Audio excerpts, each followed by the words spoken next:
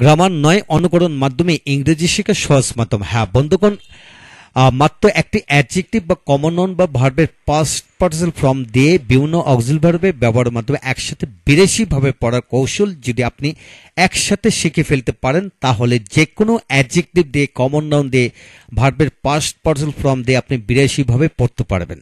তাই আসুন ভিডিওটি শেষ পর্যন্ত দেখে নেই, পুরো বিষয়টি রপ্ত করে নেই।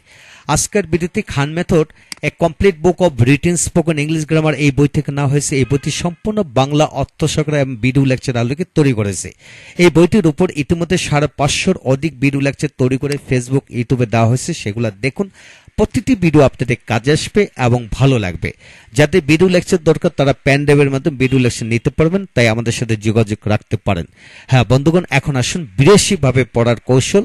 আমরা ইতিমধ্যে কমন নাউন অ্যাডজেক্টিভ দিয়ে আমরা বিদেশিভাবে পড়ার কৌশল হাবোধক দিয়ে আমরা ইতিমধ্যে ভিডিও লেকচার তৈরি করেছি।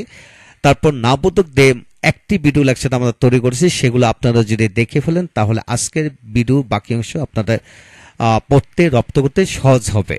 হ্যাঁ, আজকে আমরা শিখতেছি নেগেটিভ করার কৌশল হলে শুধু অক্সিলারি ভার্বের সাথে নট বসালে নেগেটিভ হবে আর বাংলাতে না বসাতে হবে।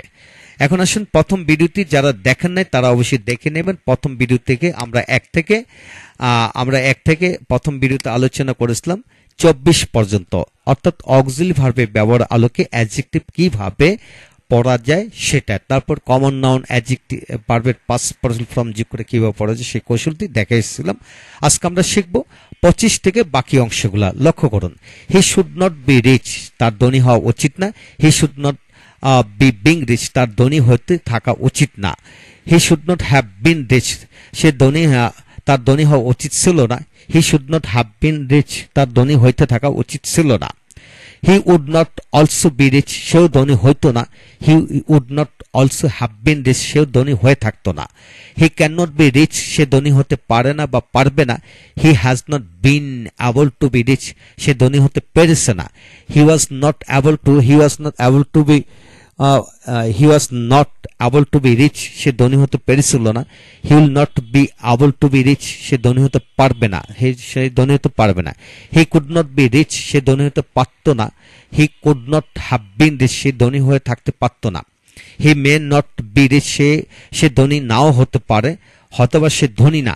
হি may not have been rich, সে ধনী হতে পেরেছে না বা সে হয়তোবা ধনী হয়েছে না। তারপর আসেন he might not be rich, সে ধনী নাও হতে পারত। He might not have been rich, সে ধনী নাও হয়ে থাকতে পারত। He must not be rich, সে অবশ্যই ধনী না বা সে অবশ্যই ধনী হইবে না। He must not be being rich, সে অবশ্যই ধনী হচ্ছে না বা সে অবশ্যই ধনী হইতে থাকিবে না। He must not have been rich, সে অবশ্যই ধনী হয়েছে না বা হয়ে থাকবে না। He must not have been being rich for few days, সে অবশ্যই কিছুদিন ধনী হচ্ছে না। He ought not to be rich, সে তার ধনী হওয়া উচিত না। He ought not to be being rich, তার ধনী হইতে থাকা উচিত না।